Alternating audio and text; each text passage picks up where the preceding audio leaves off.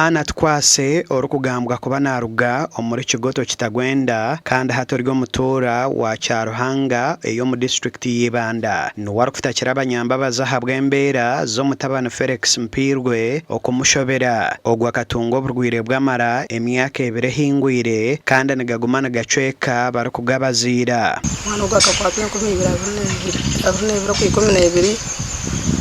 yatandika yasubire yugo munda yazimbenda na mutwaro wakasande bamutumu nanko mutiku nanko mukativi bagira ngo munda hasiskire amutwara kagongo hospital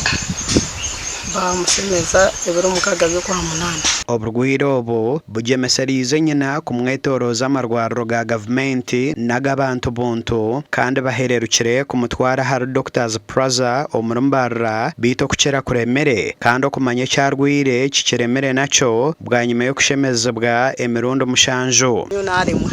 ubwo ni Dr. wa Plaza kuba wongo abo banamusemeza biro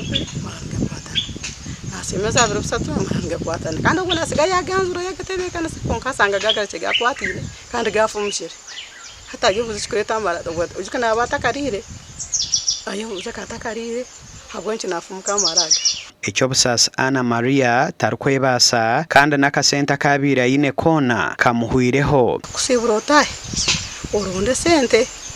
nyangwa nirwa ryonka kasigana rimbanza kandi atiro kotaye kurikiro kuna musobori ibizo byanje akajatiro kotaye sendero yazoronda mporo kureke wazarete mpora kurubasa kurubota basize basi ari nakwanga mugambara byo namutata sente zitwirabo kuba atandikiye no mwana gutuguruza ibintu byona twabimara byona bya hon twashina ho kuya sente zona